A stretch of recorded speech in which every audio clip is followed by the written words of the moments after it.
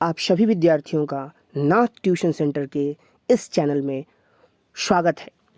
आज हम बिहार बोर्ड के 2021 के सेटअप एग्जाम में महत्वपूर्ण प्रश्नों को करेंगे, जिसका पहला पार्ट मैं बना चुका हूँ, इसे आप देख सकते हैं। आज हम सेकंड पार्ट की ओर जाएंगे।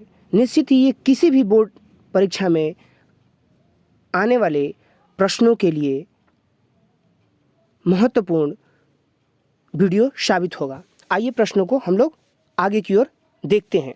आपका क्वेश्चन है कि कौन सा विजातीय यौगिक है। विजातीय यौगिक का मतलब होता है इनमें मिल नहीं रहा है। कौन सा विजातीय है? तो आप देखेंगे कि ऑप्शन बी विजातीय यौगिक हो सकता है। कुछ महत्वपूर्ण सूत्रों को देखते हैं जो हमें याद रखना चाहिए, जैसे कैल्शियम कार्बोनेट CaCO3 पूछा जाता है, washing soda Na2CO3.10H2O, plaster of Paris CaSO4.12H2O, sodium bicarbonate NaHCO3 जिसे हम लोग बेकिंग सोडा भी कहते हैं, सोडियम कार्बोनेट Na2CO3 जिसे हम लोग धुआं सोडा भी कहते हैं, और जिप्सम CaSO4.2H2O। इन सूत्रों को हमें याद रखना बहुत ही इंपॉर्टेंट है। नए प्रश्न की ओर बढ़ते हैं। तो नया प्रश्न है आपका कि बेकिंग सोडा का रासायनिक सूत्र क्या होता है। तो अभी हमने आपको बताया कि option A NaHCO3 baking soda का सूत्र होना चाहिए, जबकि NaOH सोडियम हाइड्रोक्साइड है, और ऑप्शन सी जो है Na2CO3 ये आपको है सोडियम कार्बोनेट, और KOH को कहते हैं पोटेशियम हाइड्रोक्साइड, जो सबसे महत्वपूर्ण हाइड्रोक्साइड होता है जिसमें क्षारीय गुण पाया जाता है। नेक्स्ट प्रश्न है आपका कि निम्नलिखित में से किस हाइड्रोकार्बन में कार्बन परमाणु के बीच 3 आबंध होते हैं। तो हमें पता होना चाहिए कि 3 प्रकार के आबंध होते हैं, इसमें से कौन सा उत्तर सही होगा। तो निश्चित ही आपका ऑप्शन सी सही होना चाहिए था, C3H3। आइए महत्वपूर्ण बातों को देखते हैं बाबू। तो अनसैचुरेटेड हाइड्रोकार्बन 3 बॉन्ड के होते हैं, यानी कि असंतृप्त हाइड्रोकार्बन 3 बॉन्ड के होते हैं। हम देखेंगे बच्चों कि हमने इन्हें 3 वर्गों में बांटा हुआ है, ठीक है। 3 पार्ट्स में हमने इन्हें डिवाइड किया हुआ है, सिंगल बॉन्ड, डबल बॉन्ड और ट्रिपल बॉन्ड। सिंगल बॉन्ड में आपका CH4 यानी कि मेथेन आ जाएगा, C2H4 एथेन आ जाएगा। उस तरह डबल बॉन्ड में C2H4 आ जाएगा, ट्रिपल बॉन्ड में C2H2 आ जाएगा। इसे हमें याद रखना पड़ता है। इसे एक बार आप पॉज करके वीडियो को देख लीजिएगा, याद कर लीजिएगा। नेक्स्ट क्वेश्चन है कि किसका सामान्य सूत्र है। ये किसका सामान्य सूत्र है? तो किसका सूत्र है बाबू? तो इसको कहेंगे हम एल्केन का यह सूत्र है। हम देखे हैं कि हमारे बुक में 2 प्रकार के हाइड्रोकार्बन दिखाए गए हैं, संश्लिष्ट हाइड्रोकार्बन और असंश्लिष्ट हाइड्रोकार्बन, और इन्हें सिंगल बॉन्ड, डबल बॉन्ड और ट्रिपल बॉन्ड में बांटा गया है। देखिए प्रश्न की ओर बढ़ते हैं। तो हमारा नेक्स्ट क्वेश्चन है कि कार्बनिक यौगिकों में कार्बन की संयोजकता कितनी है, यानी कि वैलेंसी कितनी है। तो आपका ऑप्शन होगा सी, यानी कि ये और सोडियम की 1 हो जाएगी। नेक्स्ट अम्लराज। अम्लराज HCl और HNO3 के अनुपात को कहा जाता है। तो इसमें से कौन सा अनुपात होता है, एग्जाम में पूछा गया है। तो option B is right. Option B is right, यानी कि 1:3 अनुपात होता है। नेक्स्ट प्रश्न है आपका कि हमारे शरीर pH मान के करीब मान की सीमा सही तरीके से कार्य कब करती है। तो आपका ऑप्शन होगा बी, यानी कि 5 से 7 होती है, तब जाकर यह काम करती है। अब कुछ महत्वपूर्ण pH वैल्यू हम समझ लेते हैं। जैसे बच्चों HCl हाइड्रोक्लोरिक एसिड जो कॉन्सेंट्रेट्स होता है उसकी बात कर रहे हैं, यानी कि इसका होता है 0। ये एक अम्लीय स्वभाव का होता है। उसी प्रकार gastric juice 1.4, lemon juice 2.5, vinegar 4, water जो कि मेन हम लोग में अम्ल और क्षार के बीच डिफरेंस करता है, तो उसका वैल्यू होता है 7। मिल्क ऑफ मैग्नीशिया का थोड़ा सा गलती हो गया है, ये होगा आपका 10.5, याद रखिएगा। और सोडियम हाइड्रोक्साइड का जो कि क्षारीय स्वरूप को दिखाता है उसका होता है 14।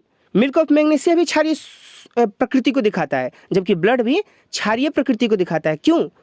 क्योंकि इसका वैल्यू 7 से अधिक है। नेक्स्ट प्रश्न की आते हैं बच्चों।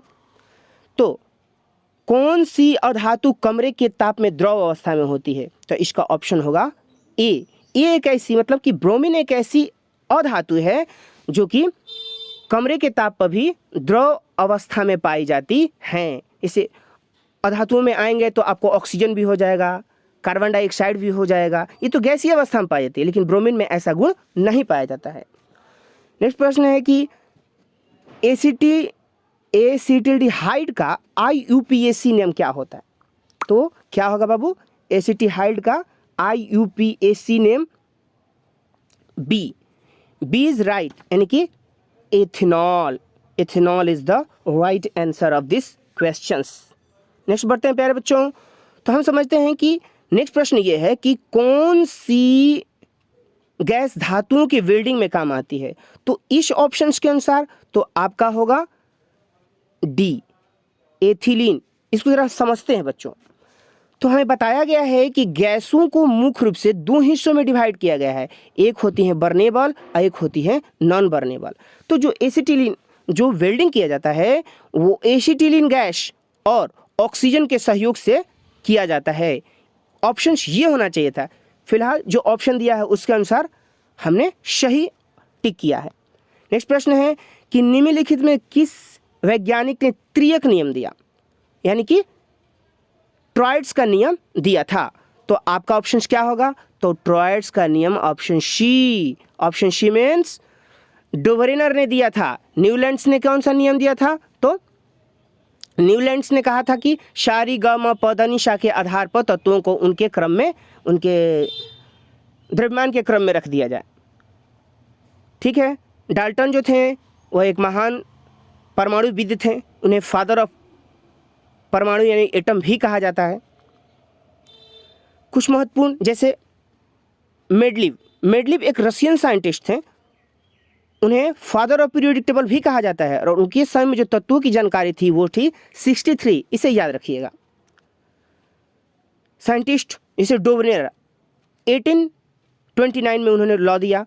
इनके लॉ को ट्रायड्स त्रियक नियम कहा जाता है, और न्यूलैंड्स के नियम को ऑक्टेट लॉ कहा जाता है। इसे भी ध्यान में रखिएगा। मेडलिव की आवर्त सारणी में आवर्तों की संख्या कितनी है? तो बच्चों सीखते हैं, ठीक है, पीरियोडिक टेबल में कितने पीरियड्स होते हैं? तो बच्चों पीरियड्स में 7 लेटर होते हैं। PERIODS तो 7 हो गए, तो इसमें भी 7 होता है, यानी कि option A is right answer. Next question है बच्चों कि कोयला तथा पेट्रोलियम है, बताइए कोयला तथा पेट्रोलियम क्या है? तो कोयला तथा पेट्रोलियम जीवाश्म ईंधन समझे जाते हैं। Option A is right answer. अब कोई पूछ ले आपसे कि नवीकरणीय ईंधन क्या होते हैं? तो नवीकरणीय ईंधन वे ईंधन होते हैं जो नवीन किया जा सकता है, अर्थात वो समाप्त नहीं होते हैं। जैसे सौर ऊर्जा हुआ आपका, ये हाइड्रो इलेक्ट्रिसिटी हो गया। नाभिकीय ऊर्जा एक ऊर्जा का नवीन प्रकार है जो कि बहुत ही खतरनाक होता है। भारत में जो रशिया के सहयोग से कुडमकुलम नाभिकीय सेंटर है, नाभिकीय केंद्र है, बहुत ही ज़्यादा मशहूर है। और हाल ही में जो रशिया के आपके राष्ट्रपति व्लादिमीर पुतिन आए थे, उन्होंने इस पर चर्चा भी की है। बायोगैस जो होता है जीवों के अपशिष्ट से बनाया जाता है। नेक्स्ट क्वेश्चन है बच्चों कि कौन प्राकृतिक संसाधन है? कौन प्राकृतिक संसाधन है? तो आपका एयर, वाटर, सॉइल यानी कि सब होंगे, तो option D is right answer. प्यारे बच्चों नेक्स्ट क्वेश्चन से कैल्शियम की परमाणु संख्या। तो बच्चों कैल्शियम को कैसे डिनोट किया जाता है? तो कैल्शियम को Ca से डिनोट किया जाता है, और उसकी परमाणु संख्या कितनी होगी? 20। याद रखिएगा इसे।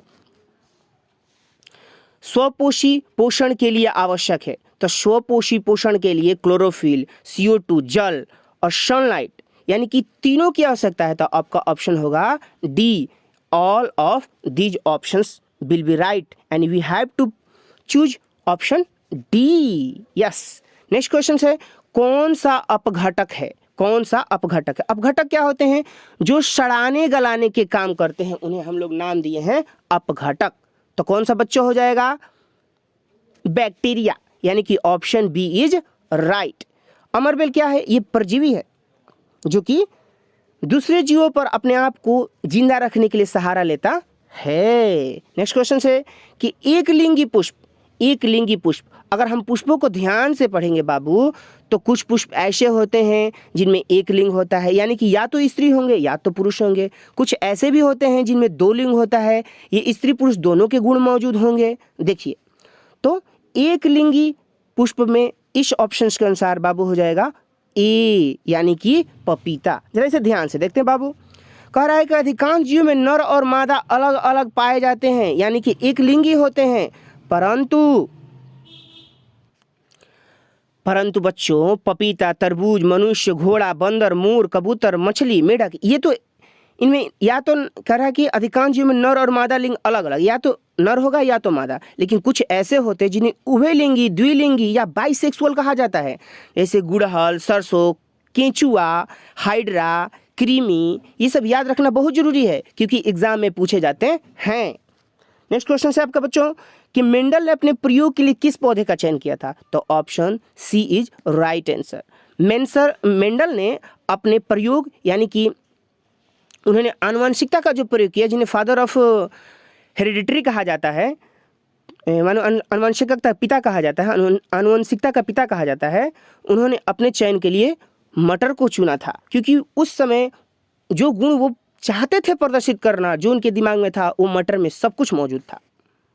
नेक्स्ट प्रश्न है कि जीव किस प्रक्रम द्वारा अपनी संख्या में वृद्धि करते हैं? तो आप जानते ही होंगे, ऑप्शन सी, प्रजनन या रिप्रोडक्शन द्वारा जीव अपने संतान की उत्पत्ति करते हैं।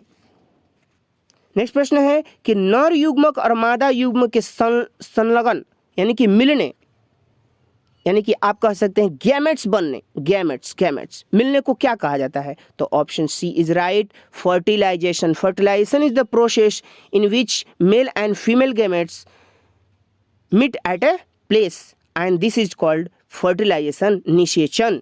ओके, स्त्री केसर का आधारीय भाग होता है, तो ऑप्शन डी, अंडाशय या ओवरी आधारीय भाग होता है। जरा इस फिगर को ध्यान से देखिए तो आपको दिख जाएगा, स्त्री माने पुष्प पादप वाली, पादप माने जो मादा होती है उसकी बात कर रहे हैं।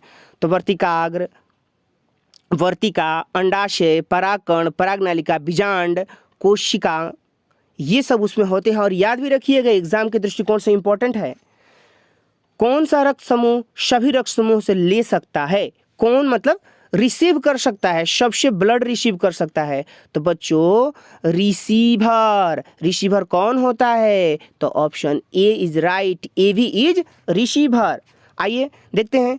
हमें पता है कि यह मुख्य रूप से रक्त समूहों को लेड स्टीनर ने बांटा था, तो उन्होंने कहा था कि ये 4 प्रकार का होता है, ए, बी, ओ और ए बी। रक्त समूह जो होते हैं वो जीन द्वारा निर्धारित होते हैं। कोई पूछ दे किसके द्वारा निर्धारित होते हैं, तो जीन द्वारा निर्धारित होते हैं। और माता और पिता में RH फैक्टर नेगेटिव और पॉजिटिव होता है। इस प्रकार कुल मिलाकर जो होते हैं बाबू वो 8 रक्त समूह होते हैं, लेकिन हम बोलेंगे मुख्य तौर पर 4 होते हैं। एग्जाम के दृष्टिकोण से 4 होते हैं। सर्वदाता यूनिवर्सल डोनर में कौन आ जाएगा? ओ। और सर्वग्राही यूनिवर्सल रिसीवर में कौन आ जाएगा? आपको आ जाएगा ए बी हो जाएगा। रिसीवर माने सबसे रिसीव कर सकता है, डोनर माने सबको दे सकता है, लेकिन बी ऐसा नहीं कर सकता है। समझ रहे हैं ना? नेक्स्ट, मेंडल का प्रथम नियम क्या है? तो मेंडल ने जो आनुवंशिकता का नियम दिया था वो प्रथम नियम क्या था? तो आपका ऑप्शन होगा बी, यानी कि पृथक्करण का नियम होता है। चलिए आप सवाल पूछ रहे हैं, प्राकृतिक चयन का सिद्धांत तो ये चार्ल्स डार्विन ने दिया था। समझ में आया आप लोगों को? तो आपका क्वेश्चंस के अनुसार उत्तर होगा बी इज राइट। नेक्स्ट प्रश्न है बच्चों कि निम्नलिखित में से कौन पुनर्भवन का उदाहरण है, यानी कि रीजनरेशंस का उदाहरण है।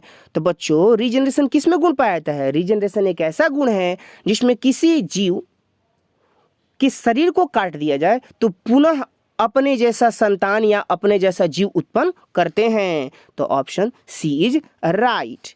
अमीबा में यह गुण नहीं पाया जाता है। अमीबा में विखंडन यानी कि फिजन्स का गुण पाया जाता है, इसमें फिजन्स का गुण, विखंडन का गुण पाया जाता है, जबकि हाइड्रा में जो होता है मुकुलन का गुण पाया जाता है, बडिंग का गुण पाया जाता है। देखिए इसमें दिया हुआ है, एक मिनट। तो बच्चों ये दिया हुआ है एसेक्सुअल रिप्रोडक्शंस। तो हमारे किताब में ऐसे बताया गया है फिजन, बडिंग, रीजनरेशन, स्पोरुलेशन और वेजिटेटिव पार्ट्स, इन 5 ढंगों से सेक्सुअल एसेक्सुअल रिप्रोडक्शंस होता है। तो इसे हम समझेंगे और आने वाले एग्जाम में बहुत ही महत्वपूर्ण है आपके लिए। नेक्स्ट प्रश्न है कि गर्भपात की सुरक्षित अवधि कितनी है। गर्भपात क्या होता है?